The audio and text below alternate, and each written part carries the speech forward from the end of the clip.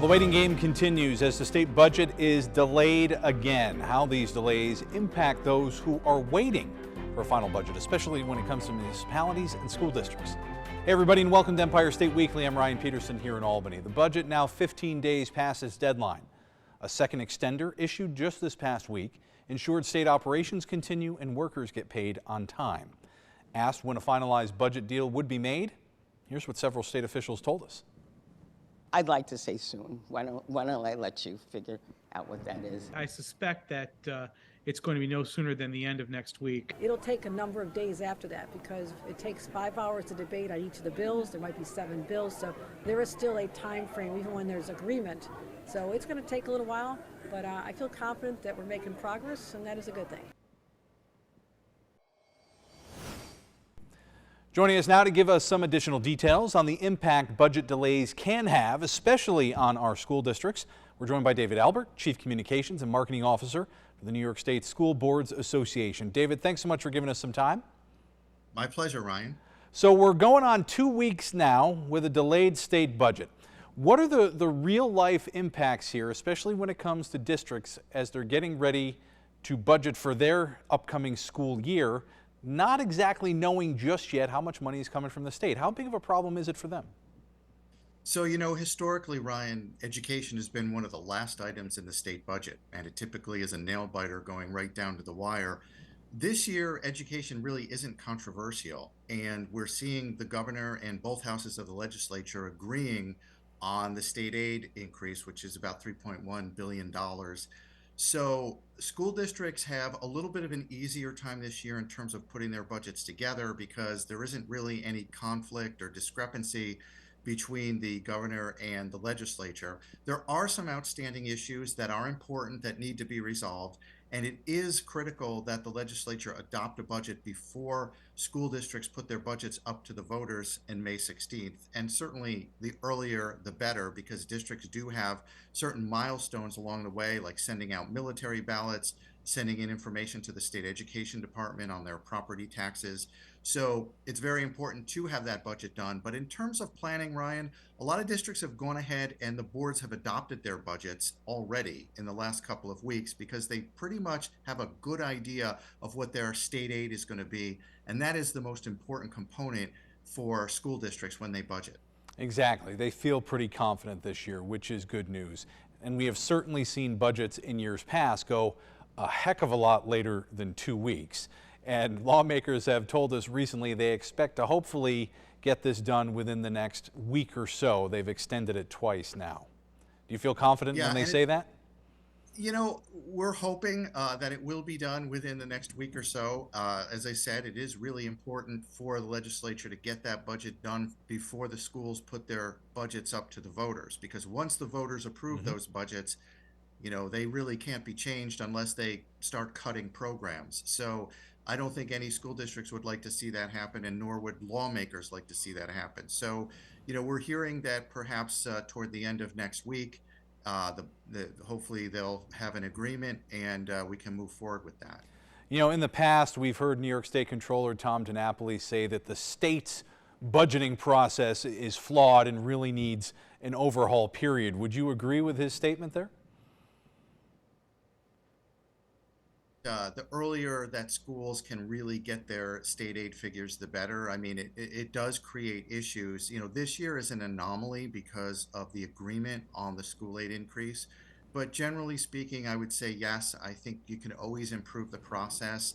And at the end of the day, when you do start getting close to the budget votes, it really does create some concern among school districts that what if the legislature doesn't come through with the funds that they promised? We've talked before about funding school lunches, school breakfasts and lunches for all students, regardless of family income. And I know that's something a lot of districts have pushed for, and we never really heard any kind of definitive statement from lawmakers. And I don't know if it's necessarily included this year, but I don't believe it is. Is that correct? Yeah, so that was not included in the governor's proposal, and I believe the Senate and Assembly did include some funding for universal school meals, breakfast and lunch, in their budget resolutions. But that is one of the unresolved issues that hopefully will get settled before this budget is passed. And obviously, we've been advocating for funding for school meals. It's very important. If students come to school and they, just don't have adequate nutrition, it's very hard to focus on learning. So we think school meal funding is very, very important. We saw during the pandemic, the federal government did provide school meals, picked up the cost for that, but that has since expired. So we'd like to see the state follow suit. And it is critically important for our students to have good nutrition and be ready for learning. And of course, one of the big things everybody's been very excited about, from what I understand, is that foundation aid, the formula for that school funding being fully funded this year for the first time. Absolutely, and it really is a milestone. The foundation aid formula was put in place somewhere around 2007, and it never really got fully funded. Of course, we had the Great Recession, and schools have just really seen a number of setbacks in terms of getting that full funding. So we're really pleased to see that the governor and legislature have fulfilled that promise of fully funding foundation aid, and that is what is happening this year. And that is why school districts are relatively confident moving forward with the proposals that they've put in place, because we do see agreement on full funding of foundation aid. It's a $2.7 billion increase in foundation aid across the state. Every district gets a minimum 3% increase. That will go a long way toward helping schools meet some of the needs of students. We know students are reeling from the pandemic. We know that there's some learning gaps as a result of being out of school or remote learning. And that funding is going to help schools provide for some extra tutoring, provide for additional classroom teachers if necessary, school counselors, social workers, very important. Now, aside from the universal meals, which everybody would like to see, David, what are you hearing from some of these districts directly about any other concerns they may have? In terms of funding, I think that one of the things that's on the horizon is some of the loss of the federal funding, the COVID-19 funds that came in over the last few years. So we will see some of those funds go through the 2023-24 school year, and they eventually will fall off the table. So school districts are somewhat, weary of that. We would hate to see districts have to cut programs and services that were put in place with federal dollars, and hopefully the state will be able to continue to provide foundation aid in a fully funded foundation aid formula. And we're really looking at what happens next year and beyond, because one of the things we'd like to see is a study of the foundation aid formula, because it was put in place 15, 16 years ago now, and we'd like to see, should we make any changes or tweaks to that to better reflect the cost of providing a quality education. So that's one of the things that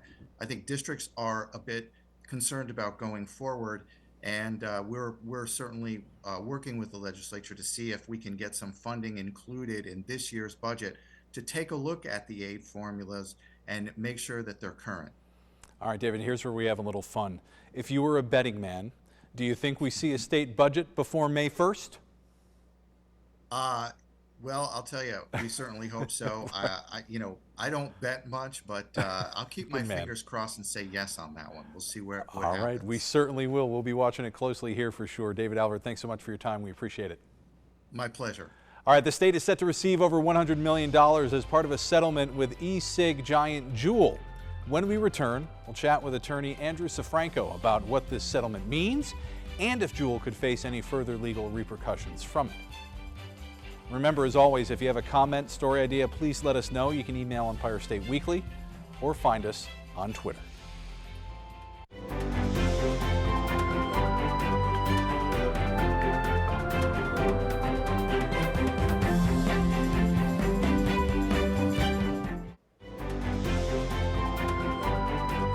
Welcome back to Empire State Weekly. I'm Ryan Peterson here in Albany. New York State is set to receive over $100 million as part of a multi-state settlement with the vape company Juul. Company agreeing to the massive payout over its alleged involvement in underage vaping in the epidemic. As part of the settlement, Juul has agreed to pay $462 million to 6 states and Washington, D.C.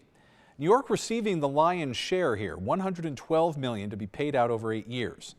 That money will be going towards programs aimed at helping young New Yorkers quit vaping.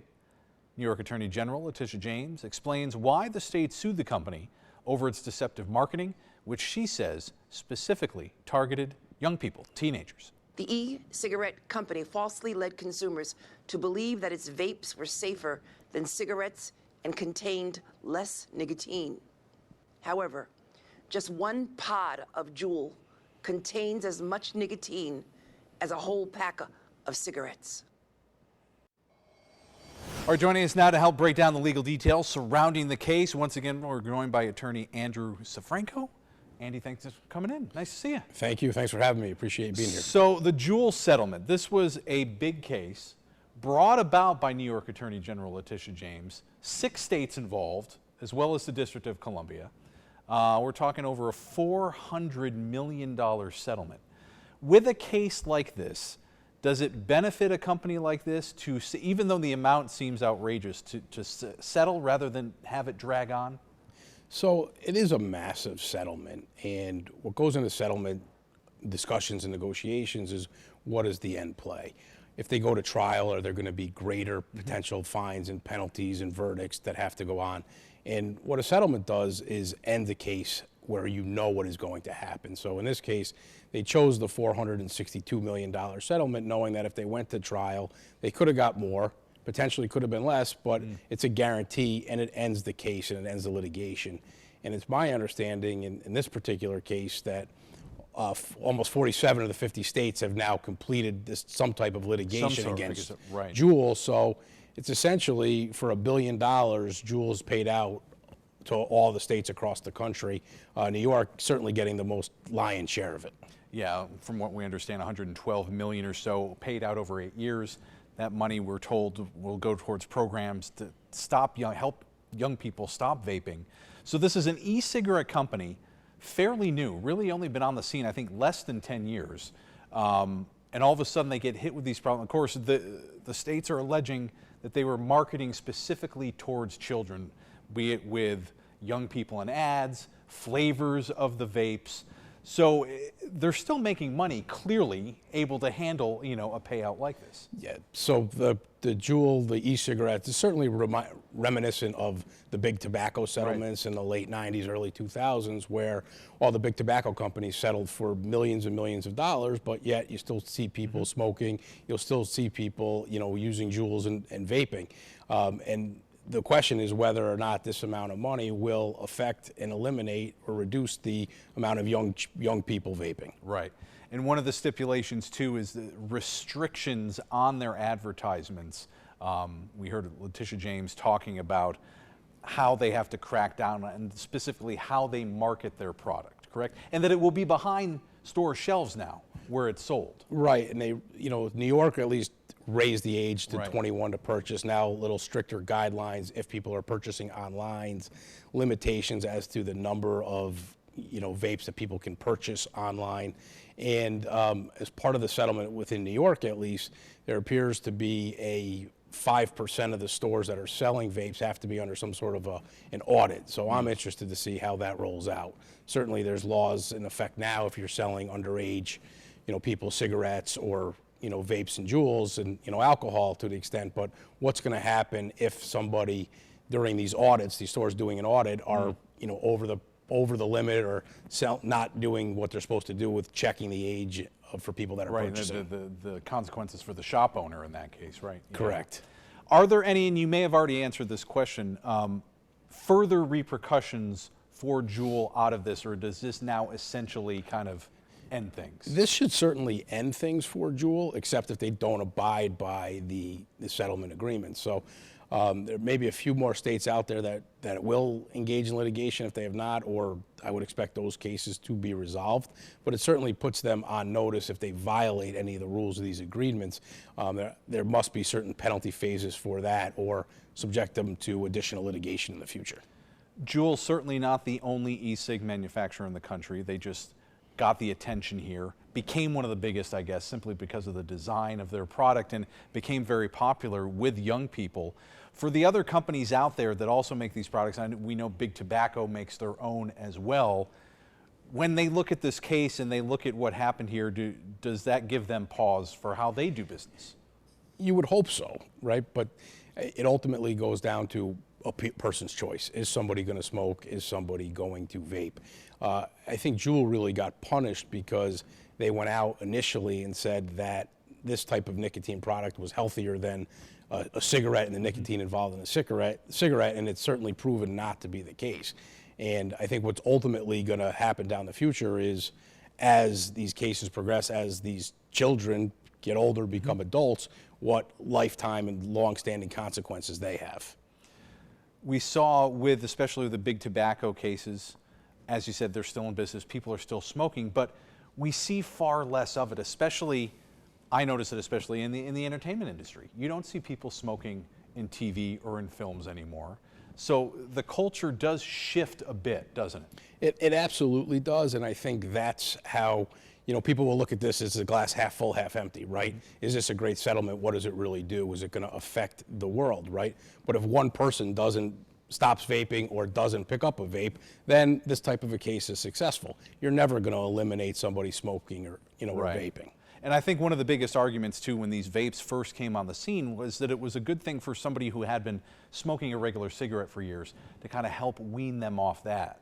And that all of a sudden it just became this thing with underage kids who thought that it was better for them than a cigarette. And we learned that really wasn't the case, especially when it came to the nicotine levels. Exactly, and I think that's how it originally came on the scene so strongly, is it was marketed and advertised as being better for someone than an actual cigarette. Yeah, and we've done numerous stories here about the problems with kids in school, vaping in bathrooms, and everything else, much like they used to go and duck a butt in the bathroom back in the day too, right?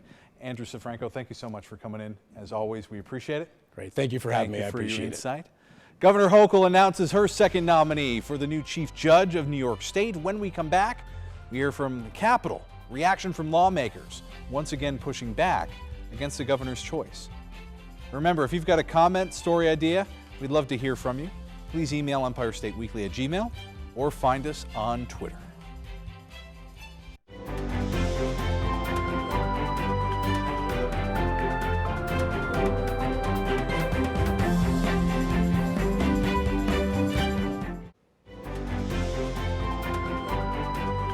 Welcome back to Empire State Weekly. I'm Ryan Peterson here in Albany. Governor Kathy Hochul is once again attempting to fill the state's vacant chief judge position, nominating Judge Rowan Wilson this week. This after the Senate rejected her initial nominee, Judge Hector LaSalle. Our Capitol correspondent, Amel Talegi, has more now on the next steps in this process. Rowan Wilson is brilliant. He's been on the Court of Appeals. He's extraordinarily bright. He's very, very personable. He tends to be a liberal. Which could be why the Senate is showing their support for Wilson in contrast to LaSalle, who they felt would be too conservative for New York.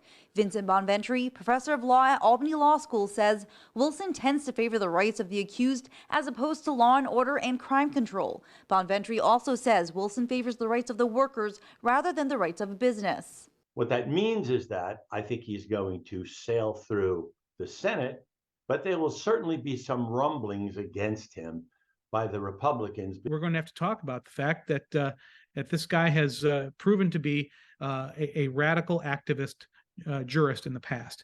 And that's the issue we're going to have to face in his nomination and his confirmation. Republican Senator George Borrello says he'll learn more during Wilson's hearing, where he'll be questioned by lawmakers. One thing that's come into speculation is the fact that Wilson was against the redistricting ruling last year. A.G. James and Governor Hochul have filed a lawsuit challenging the Independent Redistricting Commission to redraw new congressional lines, a process that's supposed to be done every 10 years. And so I think that the Democratic senators are saying that with Rowan Wilson as chief, and perhaps also with Caitlin Halligan on the court, there is a good chance that a majority of the court is going to say that the redistricting that we have in place now, the Court of Appeals should never have sent it to that trial judge. And to add another layer of confusion, Senate Majority Leader Andrea Stewart-Cousins says that there's been conversations about eliminating the Commission on Judicial Nomination.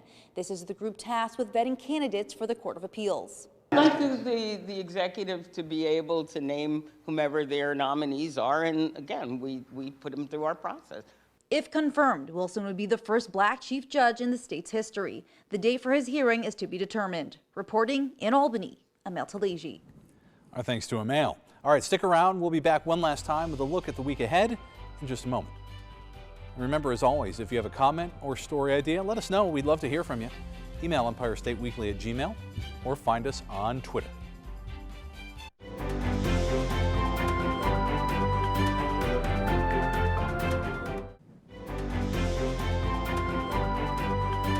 And finally, from us here on Empire State Weekly, we're keeping an eye on the coming week when the Board of Regents will vote on the requirement for schools to remove Native American mascot names and imagery. If adopted at the Regents meeting, that ban will be effective May 3rd. School districts will then have until June of 2025 to make the changes or risk losing state aid. For now, from all of us here on Empire State Weekly, I'm Ryan Peterson in Albany. We'll see you back here next week. And don't forget, you can watch Empire State Weekly all over New York. Here's a full schedule where you can catch us on 10 television stations across the state.